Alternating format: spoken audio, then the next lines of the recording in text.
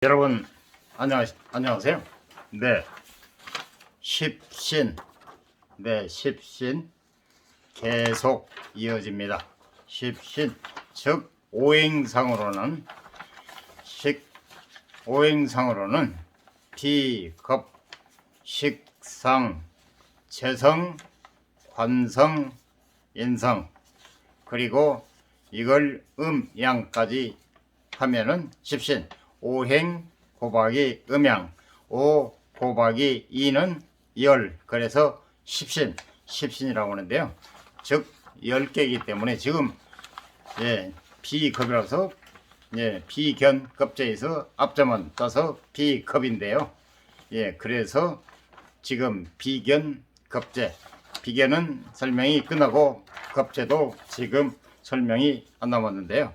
다음 계속해서 지금 비견과 급제가 끝나면 앞으로 8개가 계속 진행되겠죠. 그래서 십신이라는 것은 말 그대로 십신, 사주 명예의 모든 것, 다시 말하면 십신은 사주 명예의 꽃이고, 실제로 십신을 제대로 이해하면 사주 명예의 거의 모든 것을 섭렵한 것이나 다름없다. 그만큼 중요하고 핵심적인 개념이다.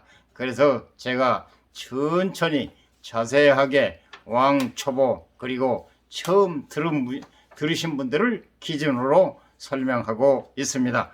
다시 한번 말씀드리면요, 십신은 사주 명예의 모든 것이다. 십신은 사주 명예의 꽃이고, 실제로 십신을 제대로 이해하면 사주 명예의 거의 모든 것을 섭렵한 것이나 다름없다. 그만큼 중요하고 핵심적인 개념이다. 정말 중요한 겁니다. 그래서 십신은 다시 말하면 비겁은 비견급제, 식상은 식신상관, 그리고 재성은 편재정제, 관성은 편관정관, 인성은 편인정인, 그래서 십신이 되겠습니다. 계속 지금 십신 비겁이 이어지고 있습니다. 먼저 비겁 설명 이어지기 전에 여러분에게 계속 말씀드리는데요. 킹삭, 네이버 검색창 킹삭을 치십시오. 네이버 검색창 킹삭을 치시면은 양말에 관한 거의 모든 것이 준비되어 있습니다. 모두 국산입니다. 남성, 여성, 아동, 스포츠, 덧신, 모노 덧신, 그리고 모노 양말 등등, 앞으로도 많이 신을 양말, 지금부터 많이 신을 덧신, 파일 덧신 등등, 캐릭터 덧신, 여러가지 모두 있습니다. 여러분이 필요하신 것 선택 구매하시면 되겠습니다. 필요치 않으신 분은 다음 기회에 이용하시면 되겠습니다. 주변 분에게도 적극 추천 부탁드리겠습니다. 그럼 지금부터 비겁 설명이 계속 이어지겠습니다. 먼저 도면을 보시죠. 도면. 비겁, 겁제, 재물을 나눈다. 겁제의 착용. 이렇게 도면하고 설명이 나와 있습니다.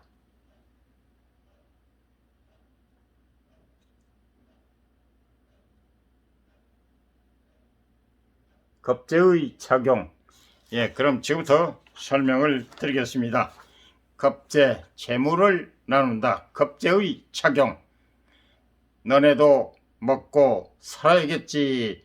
악마, 천사로 구분한다고 그랬죠. 겁제가 강한 사람도 겁제를 키워야 하기 때문에 자기가 얻은 성과가 겁제에게 나눠지는 효과가 있다. 비겁이나 겁제의 공통된 특성인데, 비겁이 강한 사람은 그 효과가 일관적이고 즉각적으로 나타나는 반면, 비견의 가장 중요한 특징 중 하나는 바로 재물과 성과의 나눔 현상이다. 사주에 비견이 많다는 것은, 비견이라는 건 견줄비, 어깨견, 어깨가 나른하다. 사주에 비견이 많다는 소리는 주주가 많은 회사로 비유할 수 있습니다. 사주에 비견이 비유할 수 있습니다. 많이 벌어들인 만큼 나눠져야 할 식구가 많은 것입니다. 주주 회사로 사주에 비견이 많다는 소리는 주주가 많은 회사로 비유할 수 있습니다. 많이 벌어들인 만큼 나눠져야 할 식구가 많은 것입니다. 겁재가 강한 사람, 비견의 반대가 겁재죠. 비견은 양, 비겁은 비견은 양, 그리고 겁재는 겁재가 강한 사람 역시 눈에 보이지는 않지만 겁재도 식구이기 때문에 자기가 얻은 성과를 겁재에게 나눠줘야 합니다. 특히 사주의 구성이 겁재 쪽으로 에너지가 몰아가게끔 되어 있으면 오히려 겁재가 내 성과 재물을 모조리 강탈해 가기도 합니다. 이는 은행으로 비유할 수 있는데 비견이 많은 사람들은 돈을 벌면 자동으로 보통 통장으로 절반이 이체되는 것과 같습니다. 절반이 이체되기 때문에 화가 나고 억울할 수도 있지만 내가 어려울 때 언제든지 보통 통장에서 돈을 찾아 쓸 수 있습니다.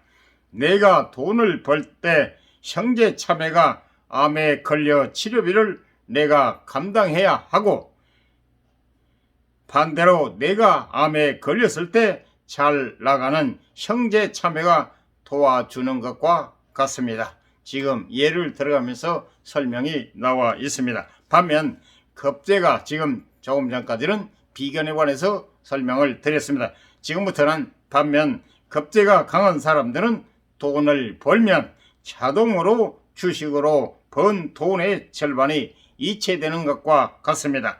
재밌는 것은 이 주식은 쉽게 찾을 수 있는 돈이 아니라는 것입니다.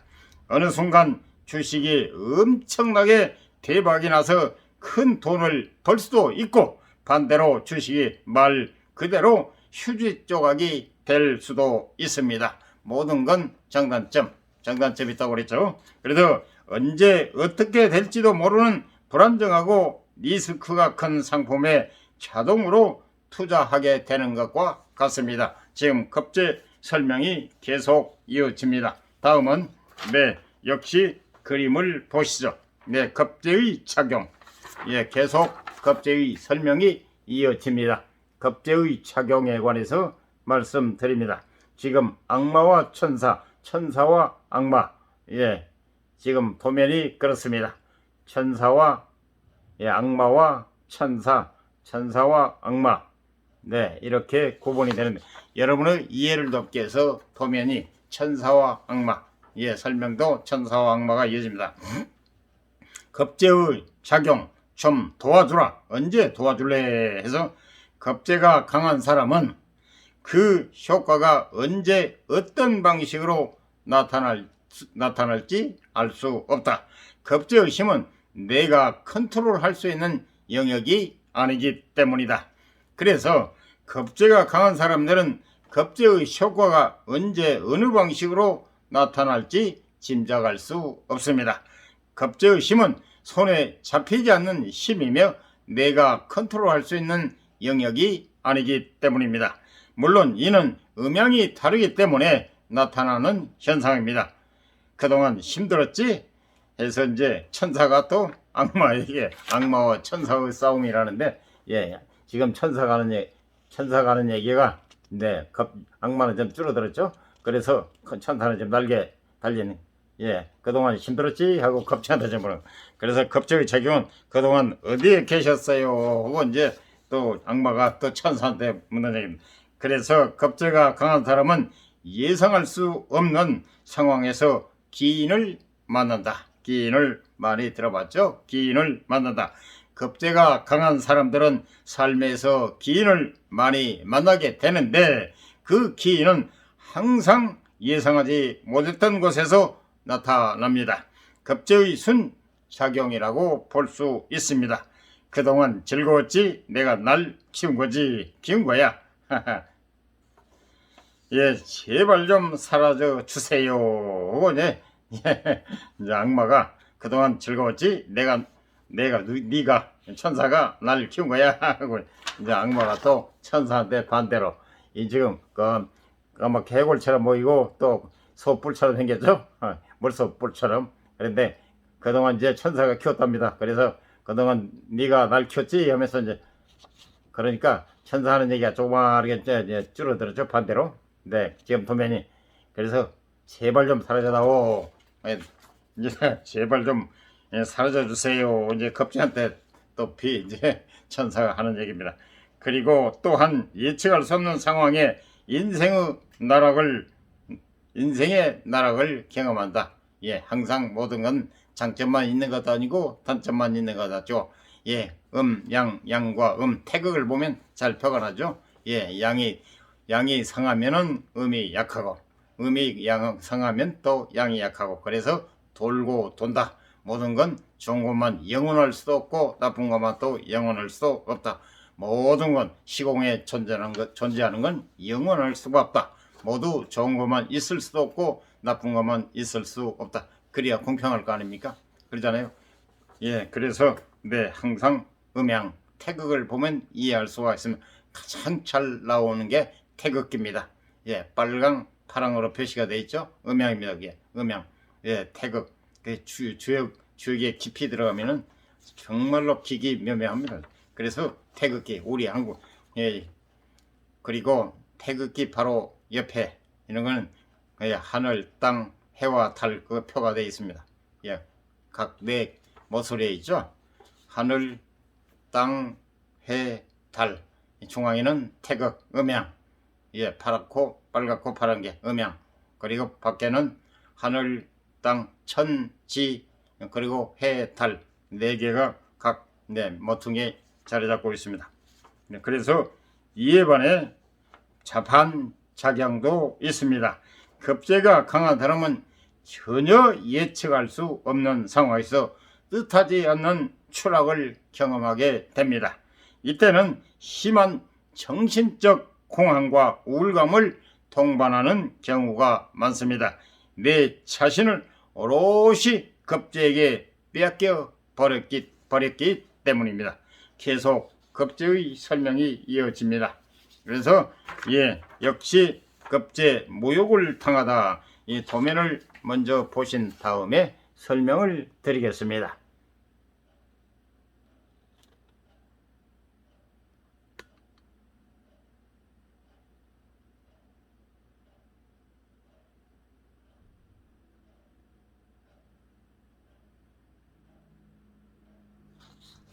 지금 십신상으로 비견과 급제의 비견 설명이 끝나고 급제의 설명이 계속 이어집니다. 오늘 이 시간에 급제 설명 마치고 다음은 식신상관에 관해서 설명이 들어갑니다. 일단은 급제 모욕을 당하다. 모욕을 당했을 때의 반응. 예를 들어 가지고 급제가 비견대로 지금 도면을 보시면 알겠지만 비견은 지금 급제가 4명이죠. 그리고 비견 1명이고 예를 들어 가지고 급제 모욕을 당하다 해서 모욕을 당했을 때의 반응은 예를 들어서 비견이 급제대로 넌 바보야 하면은 급제 그걸 급제가 하는 말이 뚫린 입이라고 했는데 그래서 가만히 두지마 밟아버려. 다음은 또 뭐야 감히 내 동생을 건드려? 그래가지고 나 죽고 나 죽자 이런 식으로 지금 그렇답니다. 그래서 급제 모욕을 당했을 때의 지금 하나의 도면을 이렇게 형경안이 많기 때문에 그래서 예를 들어 비견이 급제대로 넌 바보야 했을 때 이렇게 형제들이 덩달 볼때처럼 덤벼든다는 얘기입니다. 급제가 모욕을 당했을 때 비견이 강한 사람은 그 자리에서 표정이 변하고 바로 맞받아 친다. 선명하게 자아가 강하기 때문이다. 비견이 강한 사람을 건드린다는 것은 비견을 건드려 제가 반대로 설명했네요. 비견, 급제, 형제간이 같은 형제간이 많다고 그랬죠. 비견이 강한 사람은 그 자리에서 표정이 변하고 바로 맞받아친다. 선명하게 자아가 강하기 때문이다. 비견이 강한 사람을 건드린다는 것은 형제 자매가 많은 집안의 아이를 건드리는 것과 같다. 형제 자매들의 세례까지를 감수해야 한다. 모욕을 당했을 때의 반응을 보면 비견과 급제에 대해 좀 더 명확히 파악할 수 있습니다. 비견이 강한 사람은 모욕을 당했을 때 표정 관리가 안 됩니다. 그 자리에서 싫은 티가 팍팍 나는 것이 바로 비견이 강한 사람의 성향입니다. 선명하게 자아가 강하기 때문인데 이를 육친적으로 해석해 보면은 육친 말씀드렸죠. 기억하시라고 그랬죠. 육친, 아버지, 어머니, 형님, 동생, 부인, 자식, 아들, 딸이 되죠. 그래서 사주 명리는 자기를 기준으로 하기 때문에 자기와 가장 가까운 사이, 아버지, 어머니, 형님, 동생, 부인, 자식, 그래서 육친입니다. 6명이라서 육친. 그래 자기와 가장 가까운 사이, 육친. 네, 이를 육친적으로 해석해 보면 비견이 강한 사람을 건드린다는 것은 형제 자매가 많은 집안의 아이를 건드리는 것과 같습니다. 항상 옆에 형제 자매들이 도사리고 있기 때문에 강한 반발의 힘을 감수해야 합니다. 예를 들어서 조금 전에도 설명이 나왔는데요. 다음 밑에 화면을 보시죠. 모욕을 당했을 때의 반응. 그래, 지금 화면을 보시죠. 모욕을 당했을 때의 반응. 비견이 모욕을 당했을 때의 지금 그림입니다. 넌 바보다. 악마가 예를 들어서 그렇다면은 모욕을 당할 때 밤길 조심해. 사람 잘못 봤어. 천사가 그래서 모욕을 당했을 때 급제가 강한 사람은 그 자리에서 아무 일도 없었던 것처럼 행동한다. 이 얘기는 급제는 음이고 비견은 양이기 때문에 양은 발산의 힘이잖아요. 그래서 바로 표정 관리를 못하는데 급제는 반대로 음이기 때문에 그 순간은 아무 일도 없었던 것처럼 하는데 그래서 여기서 그랬네요. 지금 악마를 급제로 표시했죠. 하는 얘기가 지금 모욕을 당했을 때 밤길 조심해 경고를 했네요. 천사 밤길 조심해 사람 잘못 봤어 지금 하는 거. 모욕을 당했을 때 급제가 강한 사람은 그 자리에서 아무 일도 없었던 것처럼 행동한다.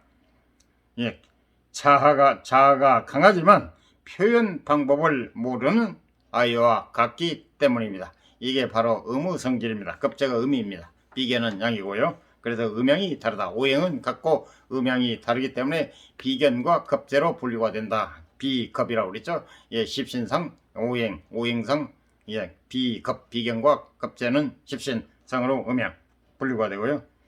대신 내 안의 악마가 굉장히 화가 난다. 항상 악마와 천사가 공존한다고 그랬죠. 그래서 대신 내 안의 악마가 굉장히 화가 난다. 시간이 지난 후 어떤 방식으로든 복수한다. 이 급제의 지금 설명입니다.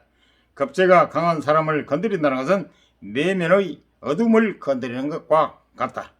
훗날 그 사람의 패배의식, 분노, 세상에 대한 허물을 감당해 내야 한다. 지금 급제에 대한 설명입니다. 반면 급제가 강한 사람들은